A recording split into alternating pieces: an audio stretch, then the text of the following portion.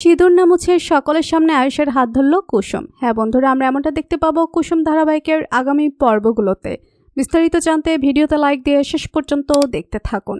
সিঁদুর না মোছা পর্যন্ত আয়ুষ ঈশানের সঙ্গে গাড়ির মধ্যে বসে চলে আসে কুসুম। তখন কুসুম ভাবতে থাকে যে সে এখন কি করবে। সে এখন দ্বিধাদ্বন্দ্বে পড়ে গেছে। এই বলে সে গাড়িতে করে চলে আসে।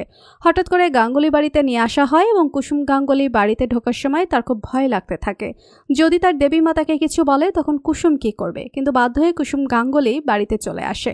তখন মীনাক্ষী বলে যে এই দেখো দিদিভাই, দেখো দেখো আয়ুষ বাড়িতে বউ নিয়ে এসেছে। তোমরা কই গো, কে কোথায় আছো? দেখো নতুন বউ নিয়ে এসেছে।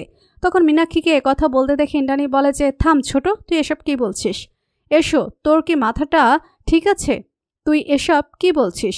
তুই কাকে বাড়ির বউ বলছিস? তখন মীনাক্ষী বলে যে আসলে সে একই তো হলো, নকল বিয়ে আর সত্যি বিয়ে তো একই হলো। তখন মীনাক্ষী বলে এসব কথা বলবি না, এটা কোনো বিয়ে নয়, এটা একটা ইভেন্ট ছিল আর সেটা কুসুম পার্টিসিপেট করেছিল।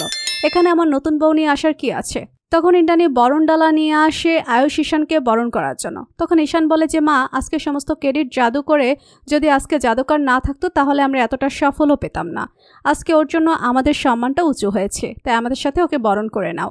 তখন ইন্দ্রাণী বলে যে আয়ুষ ঈশান তোমরা এগিয়ে আসো। এরপর আয়ুষ ঈশান একে আসে। ইন্দ্রাণী কুসুমকে বরণ করে না, দীপালি কুসুমকে বরণ করে এবং কুসুমকে বলে যে এবার তুই আয়। কুসুম যখনই আসতে যাবে আয়ুষের পাশে কুসুম দাঁড়িয়ে থাকে। হঠাৎ কুসুমের অনার সঙ্গে আয়ুষের ঘরে আটকে যায়।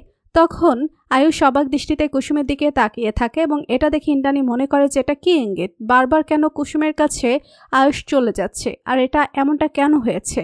তাহলে কি এটা কোনো খারাপ ইঙ্গিত? এটা বলেই চিন্তা করতে থাকে ইন্দ্রাণী। তো বন্ধুরা, পরবর্তী আপডেট সবার আগে পেতে সাবস্ক্রাইব করুন আমাদের চ্যানেলটি। ধন্যবাদ।